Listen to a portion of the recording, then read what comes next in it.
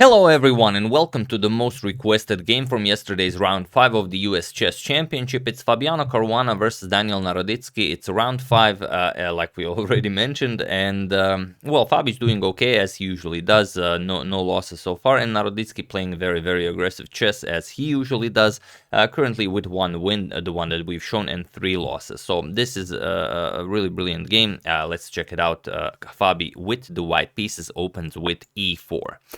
We have e5, knight to f3, knight to c6, and bishop to b5. Fabi goes for the Ruy Lopez and a6. Morphy's defense is on the board. We have bishop to a4, and now d6, going for the modern Steinitz defense, so the dark square bishop will not be developed, not like that, but obviously aggressively like this, but instead we're gonna play g6 in fianchetto our dark square bishop. So castles by Fabi, bishop to d7, and now c3, making room for the bishop if needed. We have knight to f6, and now rook to e1, defending our e4 pawn. We have g6, black prepares to fianchetto the bishop, then castle, and Fabi strikes in the center with d4. We have bishop to g7, and now knight b to d2. Both players just continuing with the usual stuff, and Fabi knows this position incredibly well, as he already had a game in this exact same position. However, he had the black pieces. It was in the 2018 Chess Olympiad in Batumi against Tuziani, and that game ended in a draw, where Fabi just continued with castles. But here, Naroditsky plays e, captures on d4, goes for this early trade in the center, and now it is already, as of move 9, that we have a completely new game.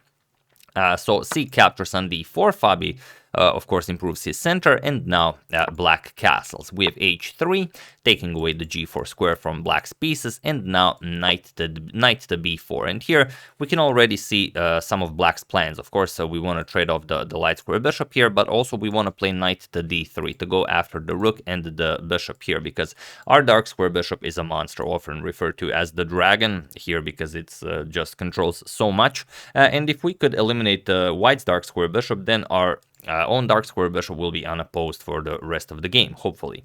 So here, bishop captures on d7, queen captures, and now queen b3, attacking the knight and stopping knight to d3. We have a5, the knight is now nicely defended, and a3, we chase it away. Knight to c6, and now knight to f1. The usual stuff. The knight can now come to g3 to e3 to h2, all depends on what black plays. And now a4.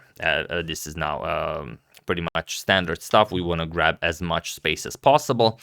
We have queen to d3, and now we've freed up the a5 square for our knight, and also created a very nice outpost on b3 for this knight. So let's start with that. Knight to a5, and Fabi finally gets to develop his dark square bishop. We have bishop to g5, knight to b3, putting pressure on the rook, and rook a to d1. So it's a great square for the knight, but for the moment it doesn't have all that many targets. And now Naroditsky just plays h6. He says, all right, what are you going to do with the bishop? If you play bishop to c1 or d2, I can always trade it, and this will be very good for me. Even though this is a beautifully active knight, we want to trade our knight for bishop, because then our bishop will be just a monster here. Here, Fabi has a weak backwards b2 pawn, and it could be an issue if an endgame occurs where these pawns starts marching forward. So here, Fabi could go back. For example, bishop to e3 is possible, but it looks like a passive square for the bishop. We're already attacking the e4 pawn. The rook is the rook and queen are defending, but you know, it doesn't look like a very natural square for this bishop. So instead, Fabi decides to trade this bishop. Bishop captures on f6, bishop captures, and now knight 1 to d2. We want to get rid of this powerful knight on b3. So Naroditsky just brings it back, knight to a5, and now the knight can come to c6, but also you can play b5 and then create another outpost for this knight on c4. Fabi plays knight to b1. He could go for e5 right away, but he's waiting with that move. He plays knight b1. He wants to bring it to the natural c3 square. And now b5. We want to play knight to c4 now, because the knight moved from d2, and you are no longer controlling the c4 square. So queen to c2, and now bishop back to g7. Now Fabi is ready to push e5. The queen moved away from the d file, and we want to use the idea that the black queen is still occupying the d7 square. So bishop back to g7, knight to c3, and now c6. So improving our position a little bit and controlling this knight on c3. Fabi finally executes e5, and now rook f to e8. We have knight to e4, and even though it seems like the e5 pawn is now hanging because black is attacking it 3 times, that's not really true.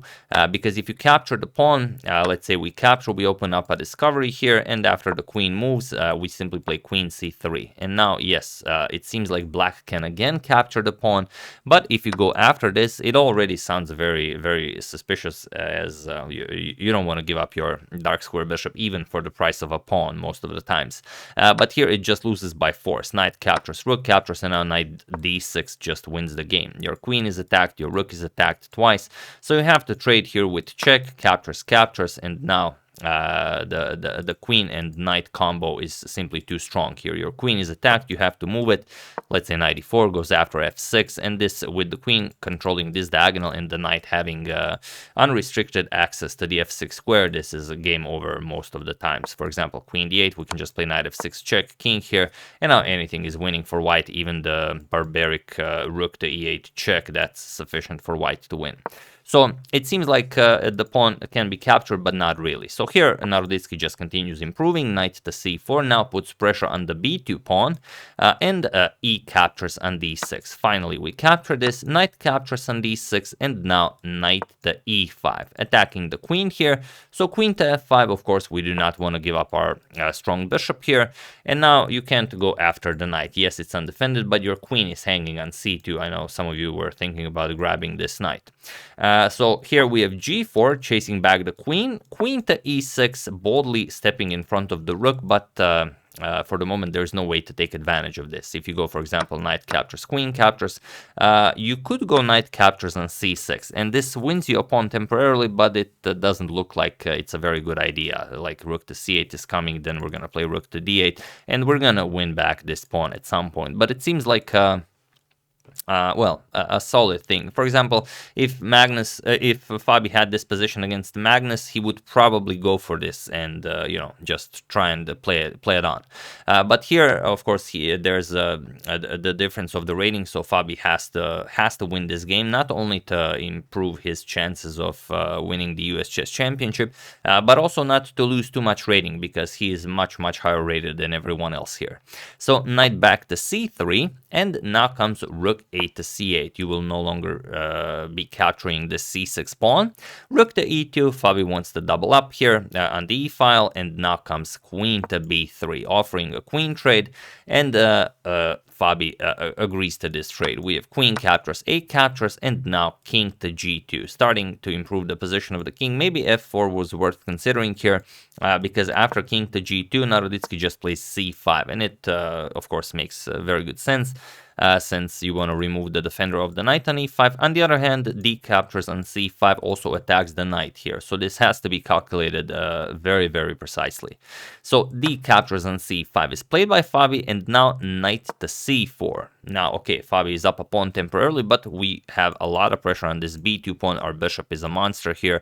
The knight here is attacked 3 times, so you have to do something. Fabi decides to capture on c4. You could also play knight to d3 and then go for something like bishop captures on c3. Here we will give up our very strong bishop because it creates just a beautiful pass pawn here, but of course you're not going to play this. You're going to play rook captures on e8 check, rook captures, and only now captures, b captures on c3.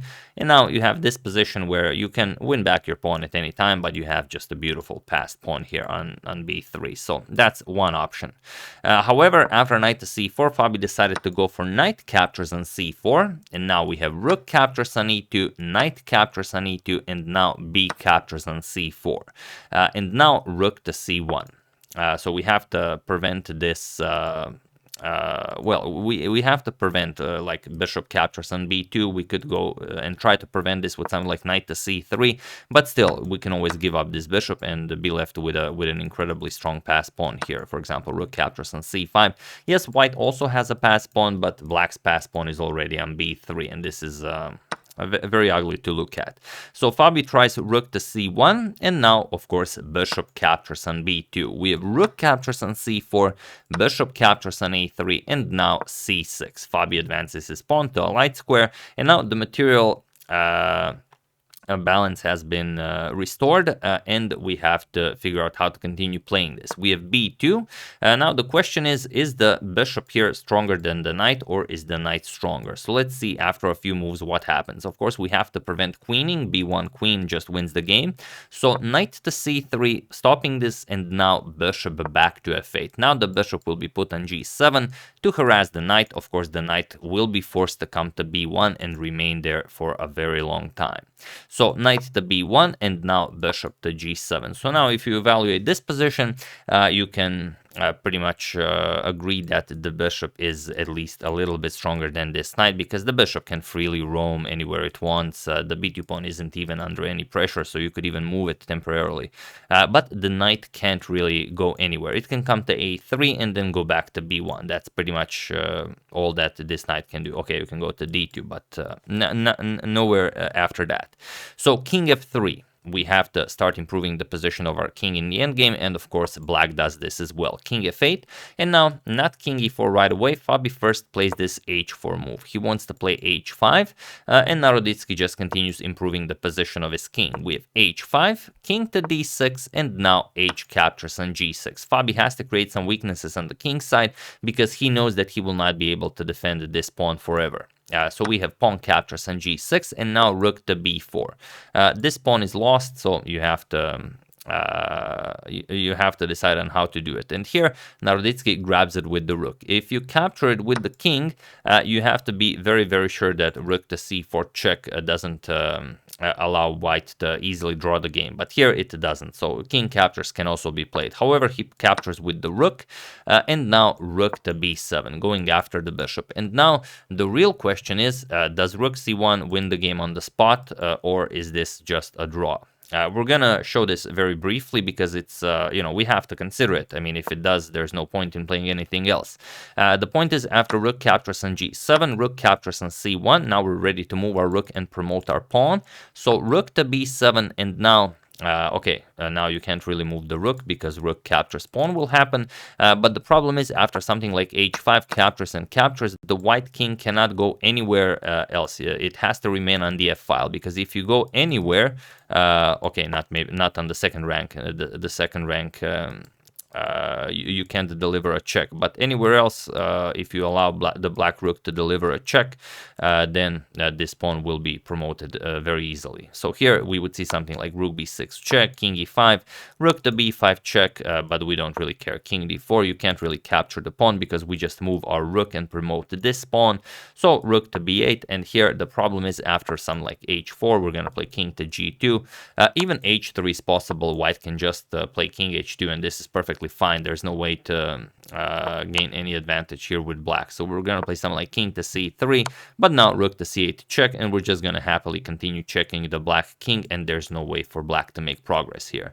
So although it seems like a fine idea, it's insufficient. So here we have bishop to e5. If it doesn't work by force, no point in calculating it. We're just gonna keep our stronger piece, and now we're gonna improve the position of our own king. We have knight to d2, and now rook to c2, putting pressure on the knight. King to e3, defending, and now it's not a problem, because the pawn here is guarded, but and the b1 square is not guarded by black, so you don't have to worry about something like rook captures knight. So here there are a couple of moves you can play. Black is completely winning here, but feel free to pause the video and try to find the cleanest way to win this with black while I give you a couple of seconds.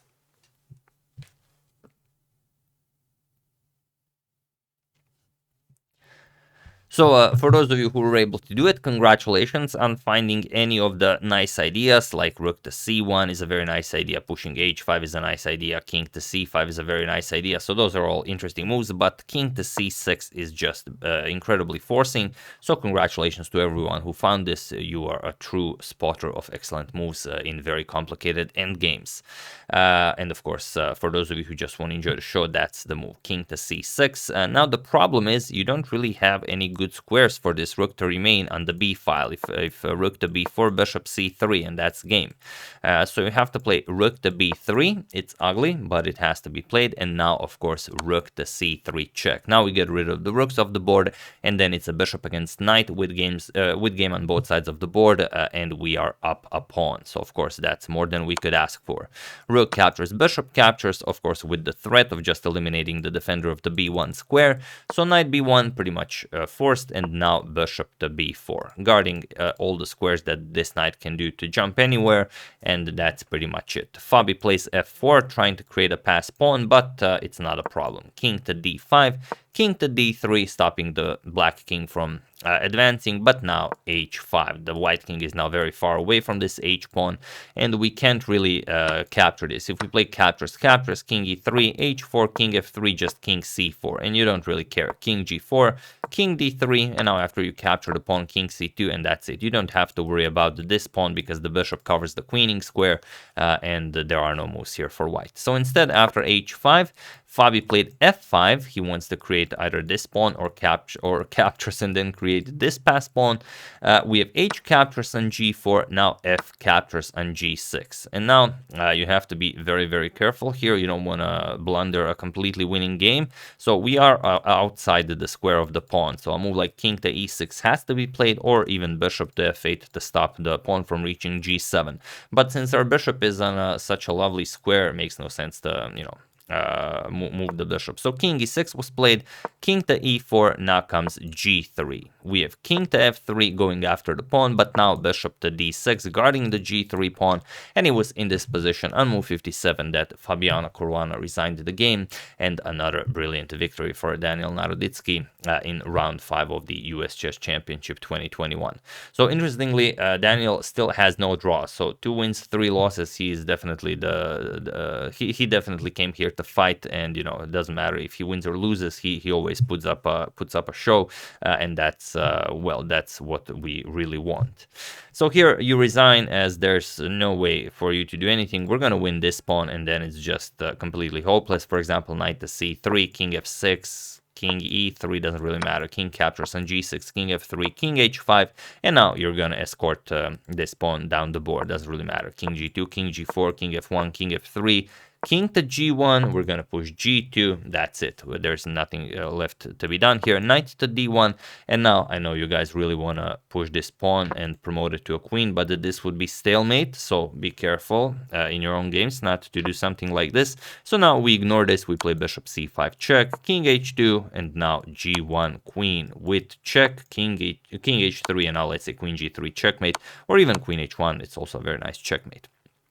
So yeah, after bishop to d6, Fabi resigned, and a wonderful victory for Daniel Naroditsky. And this is a great stuff, of course, for Daniel, but a really tough blow for Fabi, not only to his chances of winning the US Chess Championship, as he is the #1 seed in this tournament, but also to his classical rating, which took a really severe blow. He's now down to 2791 or something like that. So it will take a lot of effort to get back to 2800. Of course, it's unrealistic that it could happen in this tournament unless he wins like the next 5 games. But maybe when he plays a classical tournament where players are closer to his own rating. So yeah. That's the game. Hope you guys enjoyed it. Something that happens from time to time when such a high-rated player plays against a lower-rated player. Then he has to resort to lines that avoid the draws, and he has to try and win the game. Sometimes this also means giving your opponent opportunities, and Naroditsky exploited those opportunities incredibly well. So yeah, once again, hope you guys enjoyed it. I would like to thank Bimal Tapa, Pedro Quila Miranda, Aaron Espe, Micah Kennedy, and Tom Kerr for a contribution to my channel. Thank you a lot, I really appreciate it. As usual, you can check 2 of my previous videos here. Thank you all for watching, and I will see you soon, continuing the coverage of the US Chess Championship, checking up on your wonderful suggestions and whatever else happens in the chess world. Thank you all, I will see you soon, and have an excellent rest of your day.